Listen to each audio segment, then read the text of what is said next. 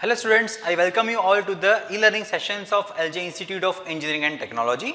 Myself Hardik Shah, and I am here to share my knowledge with you about the subject of automobile engines. Okay, so we have already started a new session on turbocharging and supercharging and also some of the part of scavenging. Fine. So in today's session, what we are going to do? In today's session, the main topic of this video is difference between turbocharger and supercharger. Fine. So let's start our video.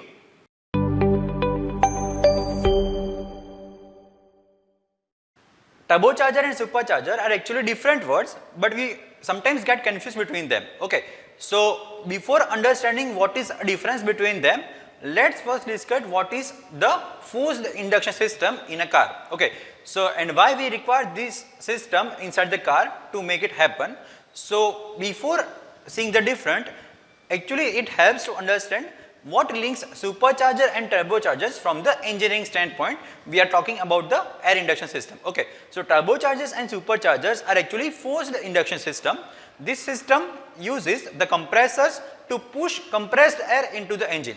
The compressed air allows for extra oxygen to reach the engine, okay, which helps to create an extra boost of the power. A forced induction system overcomes the restriction of atmospheric pressure by pushing a lot of air into the combustion cylinders. Fine. So turbochargers are actually one kind of forced induction system. It compresses the air which is flowing inside the engine.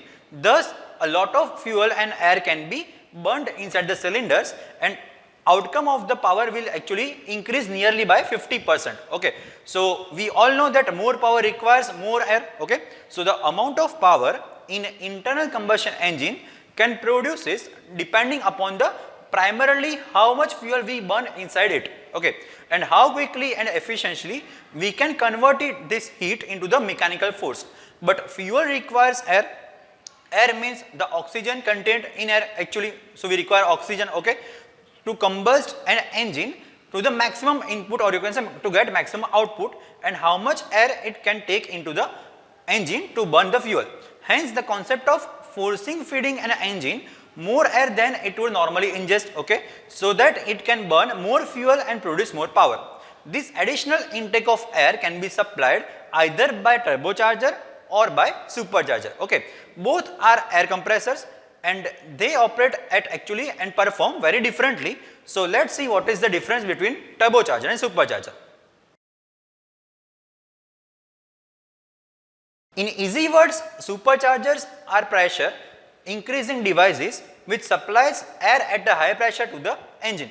Superchargers is driven by engine power itself, and the power is actually delivered through the pulley and the belt. Okay, whereas the turbocharger is actually a form of supercharger, and it is actually a gas compressor, specifically exhaust gas compressor, okay, which is actually used for forced induction of the air into the internal combustion engine.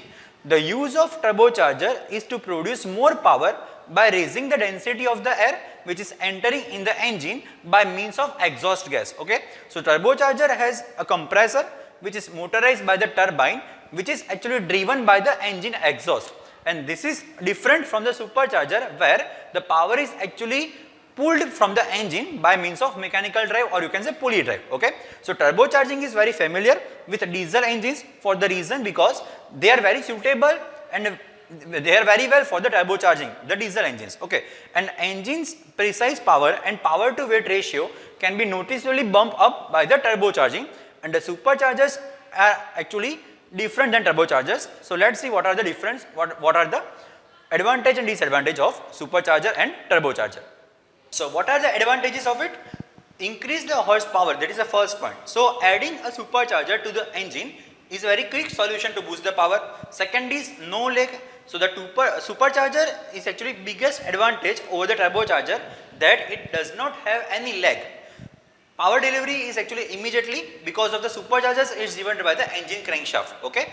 Third one is low RPM boost. So good power at low RPM in comparison with the turbochargers.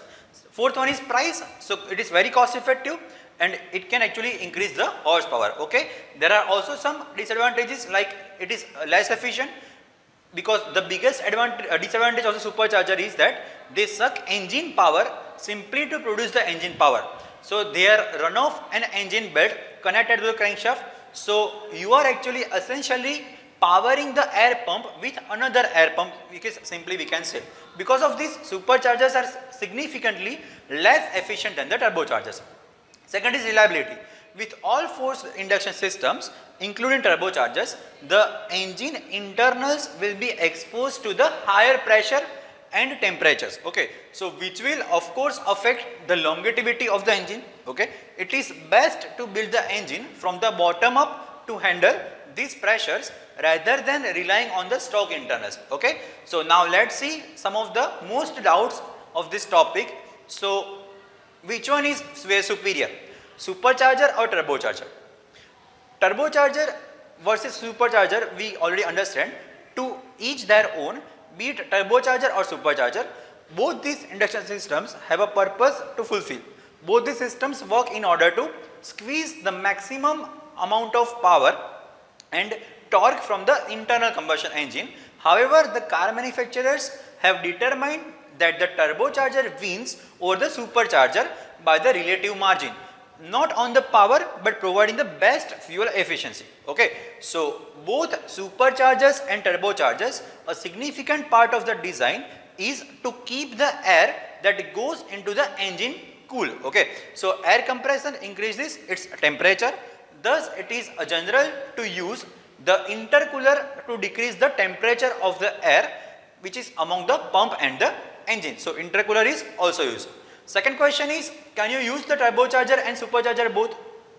Yes, using the turbocharger in tandem with a supercharger is very much possible, and in fact the racing cars have been using twin charging, that is turbocharger plus superchargers, to increase the power both at low RPM and at the high RPM band also, okay. However, the twin charging isn't possible, actually twin charging is possible in petrol powered cars more. Diesel powered cars have the limitation of the production the high torque at the low RPM. So in that case petrol cars are more efficient, okay. How much horsepower does a supercharger add? So with the utilization of superchargers, the horsepower and the torque of the engine increases considerably in the range of 70% to 80%. Now as the supercharger works out, the engine RPM, the fuel efficiency also increases, fine. So it is a quick and efficient way to increase the performance of the vehicle, okay. So that was the answer to that question. Next question is, how much horsepower does a turbocharger add? So installing a turbocharger can actually yield increase the power and torque at least by 20 to 30%.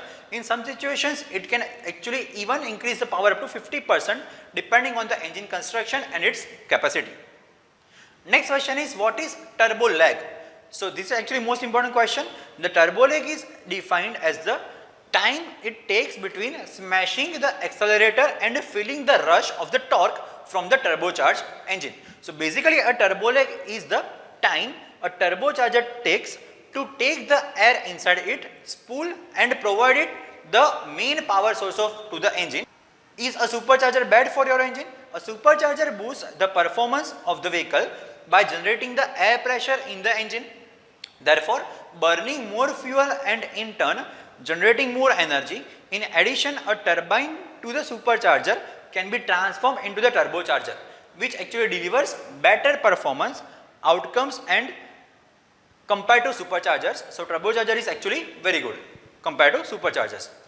Can supercharger increase the fuel mileage? Yes, a supercharger can increase the engine peak power up to 80%, making them good for racing or pulling the heavy loads, okay. Or you can just add a amount of extra power inside the engine for the better experience. A supercharger can eat as much as 20% of the engine power output because it is driven by the crankshaft, but just because a supercharger can provide up to 80% increase in the power, it is actually a very good combination and we can use it from the engine power. Can you turbocharge or supercharge any car engine? Yes, you can. You can actually add an aftermarket supercharger system to the car, but actually it can be expensive for you and possibly not a wise investment because you are actually playing with the engine performance. Okay, so it can actually different from the company fitted superchargers. Superchargers come in a 3 major configurations, because that you all know, like root blower, that is root supercharger, then after twin screw and centrifugal. Okay, superchargers are generally standard equipment on a numerous type of racing cars, where it's all about the speed, and in some cases are not really going to the street legal. Okay, so that was the answer to that question. Now what are the some cars in India with the superchargers? So superchargers are actually very rare side of the Indian roads, and they are only featured on the high-end luxury cars, or you can say exotic cars from the brands like Mercedes-Benz, Jaguar, Range Rover, etc. Okay, so where the superchargers come. And what about turbochargers? So here are some Indian car manufacturers which actually gives fitted turbocharger inside it, like Tata Nexon, Volkswagen Polo, that is Polo GT TSI, thereafter Maruti Suzuki Baleno, Tata Bolt, Tata Zest, thereafter Fiat Linea, Fiat, Ford EcoSport, Volkswagen Vento. Okay, so these are the cars which use turbocharger. What is the future of it? So electric turbos will be actually future of these vehicles in place of turbo. So electric motors pulls up the turbo at low RPM. It produces the useful boost until the exhaust gases are sufficiently enough to power the turbo. So this is exactly what happens in a Formula 1 cars, and with that ERS system, that means energy recovery system, and it actually consists of motor generator units that harnesses the waste heat energy and waste kinetic energy, that is from the braking system, and this energy is actually stored, and subsequently it is used to propel the car. So it is a real solution to get to overcome the disadvantage of the turbo lag. So that's it in today's session. In next session, what we will do, we will discuss about turbochargers and their methods. Okay, so if you have any query, just write it in a comment section. I will try to solve it as soon as possible. And yes, subscribe this channel so you get more contents like this faster than others. Okay, so stay tuned, and yes, keep learning.